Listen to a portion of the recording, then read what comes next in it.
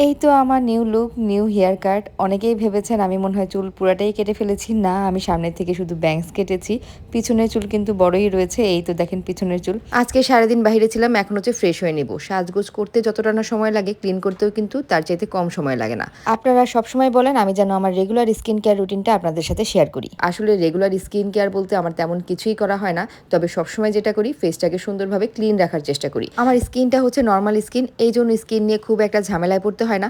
তবে regular skin যদি আমি ক্লিন না করি তাহলে কিন্তু অবশ্যই ঝামেলায় পড়তে হতো। বাইরে যে পরিমাণ ধুলাবালি আমি মেকআপ করে যাই অথবা না যাই, বাসায় এসে ভালো করে ফেসটাকে ক্লিন করার চেষ্টা করি সবসময়। আর আজকে যেহেতু মেকআপ করেছি, আজকে আমি ফেসটাকে ডাবল ক্লিনজিং করব। তো প্রথমেই ফেসটাকে ভালো করে ক্লিন করার জন্য আমি একটা লিকুইড ক্লিনজার ইউজ করব। আর এই ক্লিনজারটা ইউজ করে আমি তো পুরো এটার ফ্যান হয়ে গেছি। এটা হচ্ছে সফটিমো ক্লিনজিং লিকুইড। এটা একটা জাপানি প্রোডাক্ট। এটা আমি নিয়েছি কিরেই বিডি থেকে।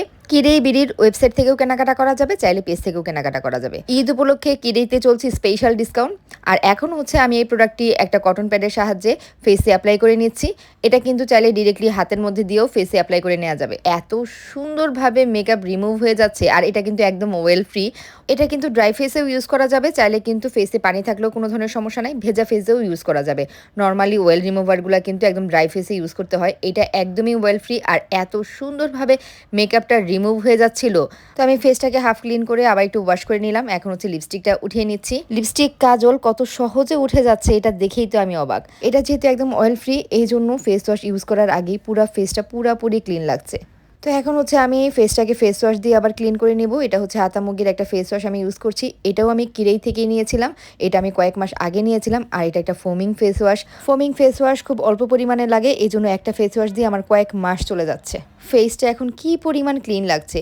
মেকআপ করার পর শুধু ফেস ওয়াশ দিয়ে ক্লিন করলে কিন্তু ফেসটা এত সুন্দর ক্লিন হয় না। আর ফেসে যদি কোনো প্রোডাক্ট লেগে থাকে তাহলেই কিন্তু ফেসে বিভিন্ন ধরনের প্রবলেম হয়, পিম্পলস সহ আরও বিভিন্ন ধরনের স্কিনের প্রবলেমগুলো দেখা দেয়। আমার স্কিন কেয়ারই হচ্ছে ভালো করে স্কিনটাকে ক্লিন করে নেওয়া। আর এখন একটা ময়শ্চারাইজিং ক্রিম ইউজ করে দিচ্ছি। আপনারা এই পর্যায়ে সিরাম ইউজ করতে পারেন, এরপরে ময়শ্চারাইজিং ক্রিম ইউজ করতে পারেন। কিরেই বিডিতে কিন্তু আপনারা স্কিন কেয়ারের সকল অথেন্টিক জাপানিজ প্রোডাক্ট পেয়ে যাবেন। আর এখন ঈদ উপলক্ষে চলছে বিভিন্ন ধরনের অফার। আমি ময়শ্চারাইজিং ক্রিম অ্যাপ্লাই করার পর একটা লিপ বাম অ্যাপ্লাই করে এরপরে ঘুমিয়ে পড়বো। এই হচ্ছে আমার স্কিন কেয়ার রুটিন। তো আজকের ব্লগ এখানে শেষ করে দিচ্ছি। আল্লাহ হাফেজ।